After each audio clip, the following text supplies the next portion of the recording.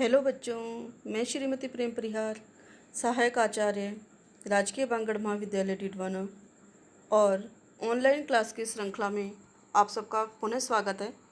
और आज हम बीकॉम पार्ट 3 के पेपर 2 के बारे में अगला जो हमारा टॉपिक है उसकी जानकारी लेंगे, और वो है आज स्वर्ण पाठमान। चूँकि हम मुद्रा प्रमुख मान के बारे में अध्ययन कर रहे हैं, जिसमें हम स्वर्ण मान के बारे में पढ़ रहे हैं, यानी ये हमारा धातु मान है। उसके अंदर हम आज अगला जो हमारा टॉपिक है वह स्वर्ण पाठमान का है। स्वर्ण पाठमान को स्वर्ण पिंडमान, स्वर्ण धातुमान, स्वर्ण खंडमान भी कहा जाता है। प्रथम विश्व युद्ध के दौरान जब अनेक देशों ने स्वर्ण चलनमान का परित्याग कर दिया, तो उसके बाद में इसका संशोधित रूप स्वर्ण पाठमान के रूप में सामने आया। स्वर्ण पाठमान के अंतर्गत स्वर्ण मुद्रा के स्थान पर सांकेतिक या पत्र मुद्रा का प्रचलन होता है, लेकिन मुद्रा अधिकारी करेंसी को विधान द्वारा निर्धारित दर पर निश्चित तौल के स्वर्ण पिंड या स्वर्ण पाठ में परिवर्तित करने को बाध्य होता है। इसमें स्वर्ण चलनमान के सब गुण हैं, पर उसके दोषों को कुछ सीमा तक मुक्त करता है। स्वर्ण पाठमान की विशेषताएं।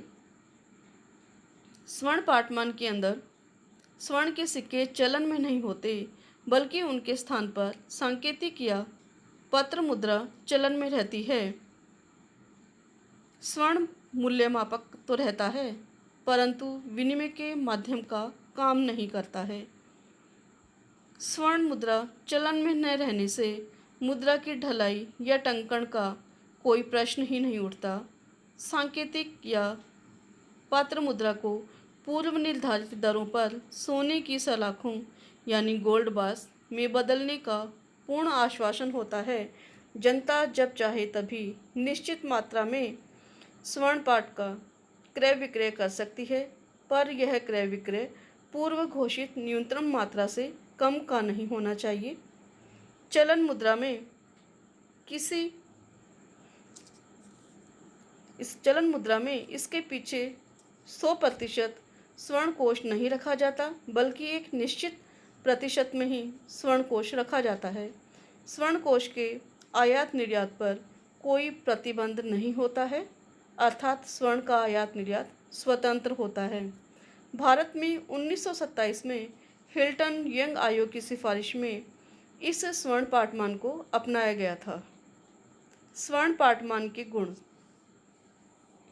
स्वर्ण पाठमान जो है वो मितव्ययी होता है, क्योंकि चलन में सोने के सिक्के नहीं होते, इस कारण घिसावट नहीं होती है, मुद्रा ढलाई व्यय बच जाता है। स्वर्ण कोषों की लागत कम होने के कारण यह बहुत ही मितव्ययिपूर्ण होता है। यह लोचपूर्ण होता है, क्योंकि जरा सा स्वर्ण कोष में परिवर्तन करने से मुद्रा की मात्रा को कम ज़्यादा किया जा सकता है। स्वर्ण चलनमान में विभिन्न तरह की हम विनिमय दरों का जो निर्धारण कर रहे थे, उसका निर्धारण हम स्वर्ण पाठमान में भी कर सकते हैं, और यहाँ विनिमय दरों में स्थायित्व और स्थिरता बनी रहती है। स्वर्ण के आयात निर्यात पर कोई प्रतिबंध न होने के कारण यह स्वयं संचालित मान है। इसका विश्वास जनता में बना रहता है, क्योंकि सभी प्रकार की मुद्राओं को निश्चित दर पर निश्चित मात्रा में स्वर्ण में परिवर्तन करने की गारंटी होती है, जिसके कारण मुद्रा में और मूल्यों में स्थिरता और लोच दोनों बनी रहती है। इस स्वर्ण पाठमान को समझना और सरल कार्य में लेना आसान है।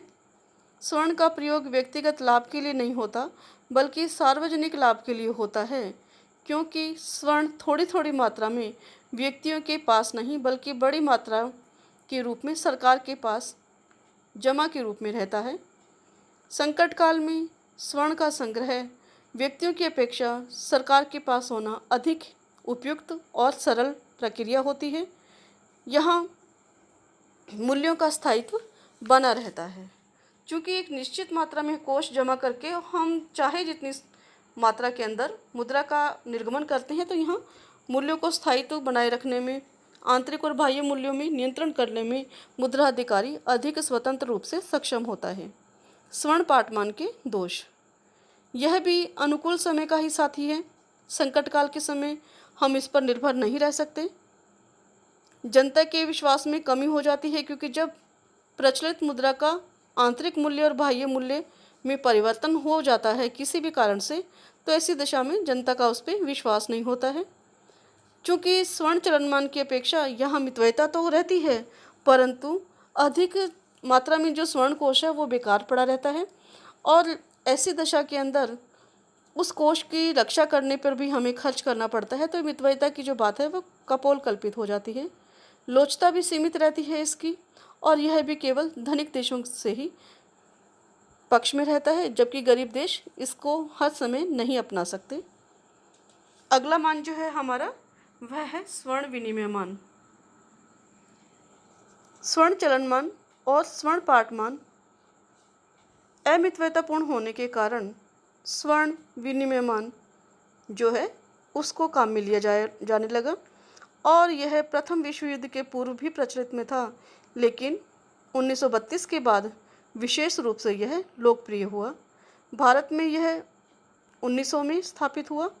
तब रुपए की विनिमय दर जो थी 16 पेंस रखी गई थी, और यह 1927 तक चला। स्वर्ण विनिमय मान वह मान होता है जिसमें देश की करेंसी न तो स्वर्ण मुद्रा में और न स्वर्ण पिंडों में परिवर्तित होती है, किंतु देश की केंद्रीय बैंक या मुद्रा अधिकारी देश की करेंसी को एक विदेशी मुद्रा में परिवर्तित करने को बाध्य होता है, जो स्वयं एक निश्चित दर पर सोने में बदली जा सकती है।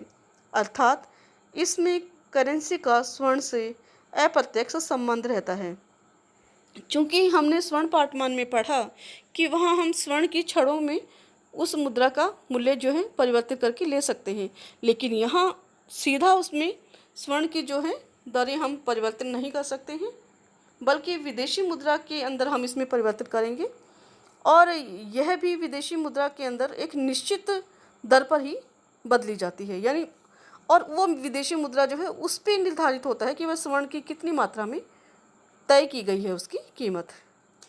स्वर्ण विनिमय मान के दो स्वरूप हैं।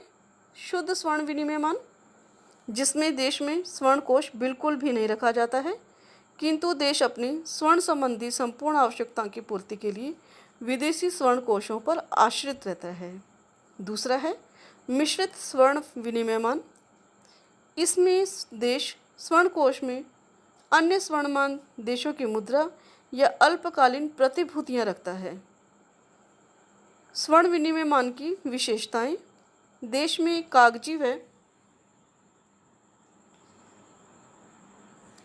कागजी व सांकेतिक मुद्रा प्रचलन में होती है और स्वर्ण में परिवर्तनीय नहीं होती है। देश की प्रधान मुद्रा को एक निश्चित दर पर स्वर्ण मान वाले देश की मुद्रा से जोड़ दिया जाता है। इस प्रकार मुद्रा का स्वर्ण से प्रत्यक्ष संबंध न होकर के अप्रत्यक्ष संबंध होता है। यहाँ विदेशी भुगतानों के लिए देशी मुद्रा के बदले सरकार द्वारा सोना तो नहीं दिया जाता, पर विदेशी विनिमय दिया जाता है, जो आगे चल के स्वर्ण में परिवर्तनीय होता है। इसलिए स्वर्ण के आयात निर्यात पर प्रतिबंध होता है। स्वर्ण विनिमय का माध्यम तथा मूल्य का मापक नहीं रहता, परंतु अप्रत्यक्ष रूप से सभी वस्तुओं और सेवाओं का मूल्य सोने की कीमतों द्वारा निश्चित होता है। आंतरिक चलन में स्वर्ण का कोई प्रत्यक्ष संबंध नहीं रहता है। स्वर्ण विनिमय मान के गुण। यह एक मितव्ययी प्रणाली होती है। चूँकि हम स्वर्ण पाठमान में भी पढ़ चुके हैं कि यहाँ सिक्कों की न ढलाई होती है, ढलाई के कारण उसमें घिसावट आदि नहीं होती है, न विशेष प्रकार के कोष रखने पड़ते हैं, तो इस प्रकार से यह प्रणाली जो है वो मितव्ययी होती है। दूसरा यह लोचपूर्ण प्रणाली है, क्योंकि कागजी मुद्रा व सांकेतिक मुद्रा के निर्गमन पर कोई कोष नहीं रखना पड़ता, तो अपनी सरलता से मुद्रा की आवश्यकता अनुसार मुद्रा जारी की जा सकती है। इसमें स्वर्णमान के सभी लाभ प्राप्त होते हैं और गरीब राष्ट्र भी इसे अपना सकता है। यहाँ सरकार को आर्थिक लाभ भी रहता है, क्योंकि विदेशों में रखे जाने वाले कोषों पर सरकार को ब्याज मिलता है तथा विदेशी विनिमय खरीद बिक्री के अंतर का लाभ भी उसे मिलता है। विदेशी विनिमय दरों में स्थिरता बनी रहती है और अंतर्राष्ट्रीय भुगतान जो है वह आसान हो जाते हैं। स्वर्ण विनिमयमान के दोष। सबसे बड़ी बात तो यह है, एक जटिल प्रणाली है, क्योंकि जनसाधारण समझ ही नहीं पाती है कि विदेशों में जो जिस मुद्रा के अंदर हमने मूल्य चुकाना है, जो स्वर्ण के बराबर होगी, जो स्वर्ण में के मूल्य में हम बताते हैं कि विदेशी मूल्य के मुद्रा के मूल्य में हम परिवर्तन करके देंगे, तो जनता ये समझने में कठिन रहती है कि भाई हम कितना मूल्य मिलेगा उसका, और जनता का उसमें विश्वास भी नहीं रहता है। चूँकि स्वर्ण से इसका सीधा संबंध नहीं होता है, तो स्वर्ण के सीधा संबंध न होने के कारण स्वयं संचालकता का अभाव पाया जाता है। देश की मुद्रा प्रणाली को भी खतरा रहता है, क्योंकि जिन देशों की मुद्रा का संबंध जुड़ा होता है उनसे स्वर्ण की एकाएक मांग बढ़ जाए तो स्वर्ण कोषों की सीमितता जो है वो एक संकट पैदा कर देती है, और देश की मुद्रा का चलन विदेशी चलन पर निर्भर रहता है। यहाँ हम आंतरिक मूल्य और बाह्य मूल्य में स्थिरता नहीं रख पाते हैं, क्योंकि इस मान में विदेशी विनिमय दर की स्थिरता के लिए आंतरिक स्थिरता को त्याग दिया जाता है।